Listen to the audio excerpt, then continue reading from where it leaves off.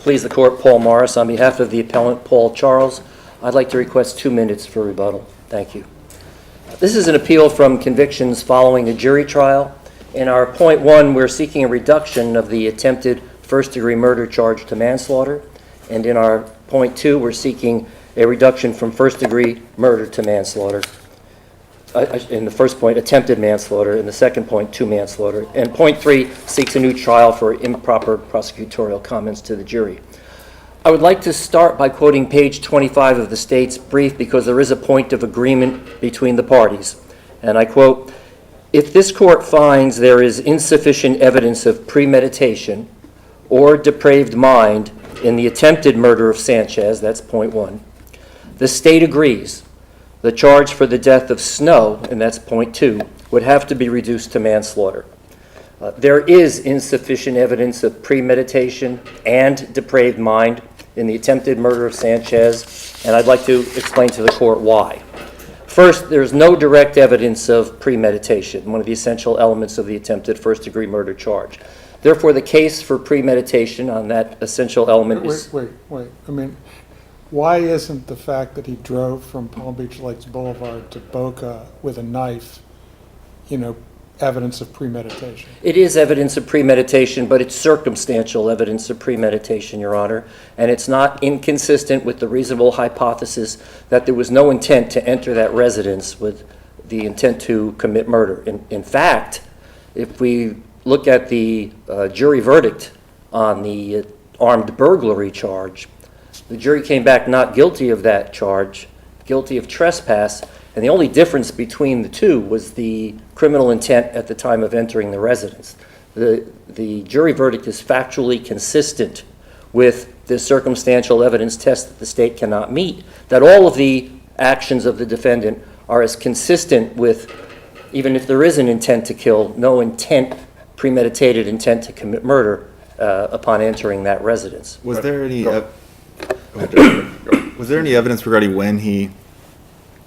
where he got the knife from, where he brought it from, or when that thought entered his mind? The state conceded below, Your Honor, that there was no evidence as to when the knife was obtained or where. We don't know how long it was in his possession. And that is another important point as to circumstantial evidence as to the weapon in this case. Under your argument about circumstantial evidence of premeditation, the only way there would be direct evidence of premeditation would be if he announced that he was seeking to murder somebody, or that he wrote it down in some fashion, that he verbally expressed it, because no one can read somebody's mind about what they're actually thinking. And that is so often the case in the state's burden of proving premeditation. And a case that's decided by the state, the Knight case, recognizes that premeditation is so often a product of the circumstantial evidence test, absent a statement such as that. The defendant was at work. He was a paralegal at a law firm when he received the provocative texts from the mother of his child, threatening to take him to court over custody and visitation and all of that.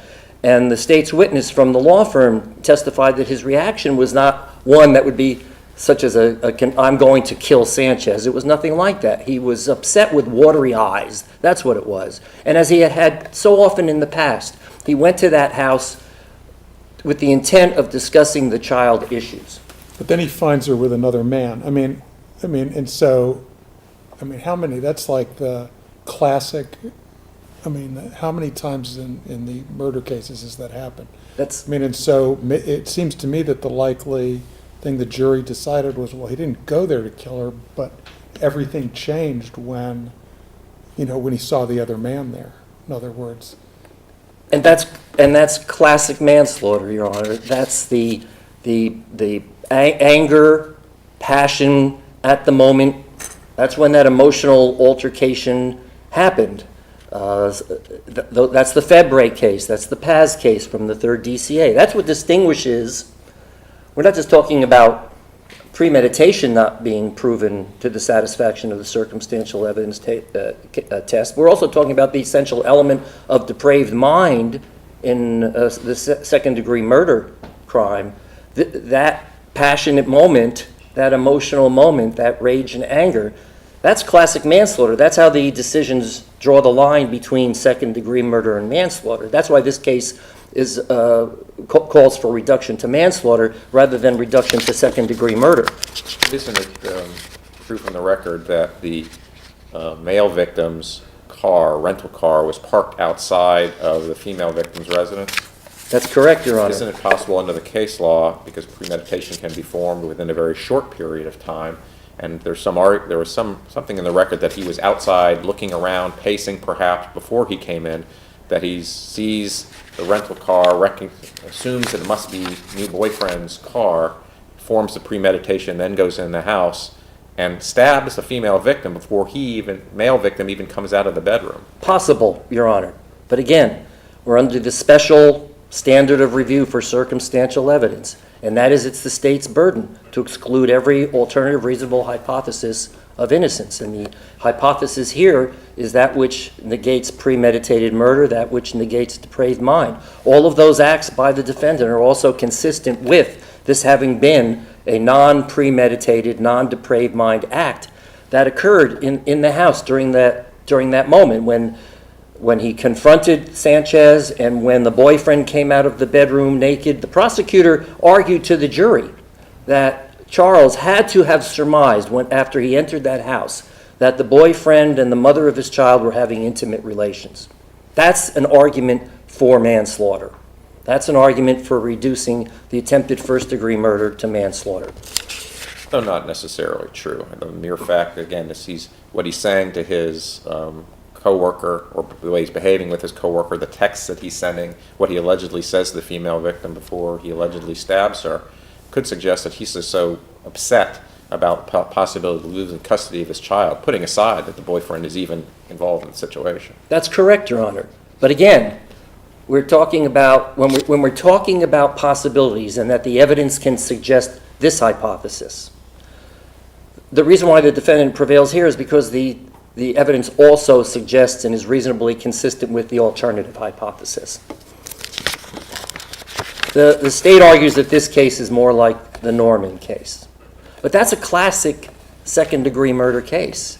What you have there and the other cases relied upon the state are all missing from this case. That's a case with a cool, calculated demeanor, a plan, hiring a detective to find out where his wife was having an affair, and then going to that place after the detective reports to him, after obtaining his gun from a safe.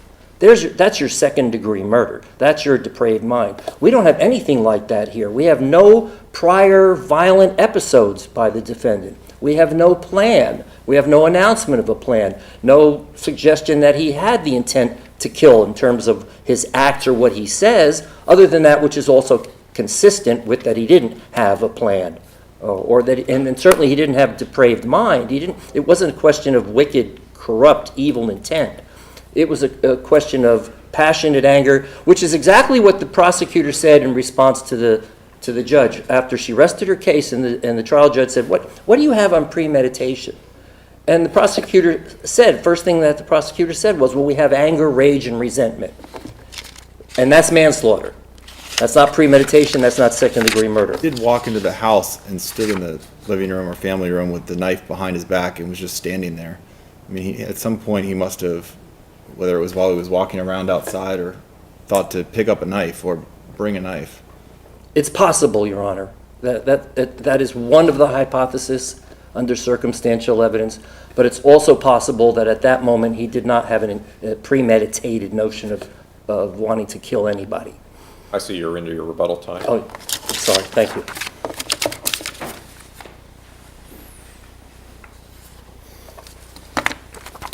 May it please the court, my name is Luke Napadano and I represent the state of Florida in this case. Your Honor, this case is not a manslaughter case. Mr. Charles had a text message conversation with his former girlfriend, Ms. Sanchez, which she intimated that she was going to go to court to resolve this child custody dispute. He drove 45 minutes from his place to work to her house. He was upset when he left work. He was driving erratically in Ms. Sanchez's neighborhood. He walked into the house with a knife that was not the same brand as the other knives in Ms. Sanchez's house. And according to Ms. Sanchez's testimony, he stood there, said, "So you're going to take me to court?" and then flashed her. She fell down, screamed, and then Snow walked out of the bedroom naked. This is not a case like Faber, which opposing counsel cites, where the defendant walked in and saw his girlfriend naked with another man. The defendant argues the circumstantial evidence standard applies. The circumstantial evidence standard does not apply in this case. It was not preserved. It was not raised below. And even if it was raised below, it does not apply under the Florida Supreme Court's case in Knight, because it's not a wholly circumstantial case. There's direct evidence of appellant's involvement in this murder, and because of that, the circumstantial evidence standard does not apply. Also, the fact that the jury only found appellant guilty of armed trespass instead of armed burglary is not relevant to a finding of premeditation. Inconsistent jury verdicts are allowed in Florida if they're factually inconsistent. And the jury was free to pardon the defendant for burglary and find him guilty of armed trespass.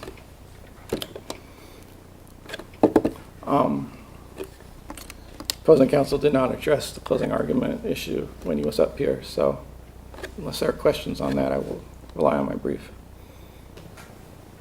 In that case, the state will request that you affirm. Thank you.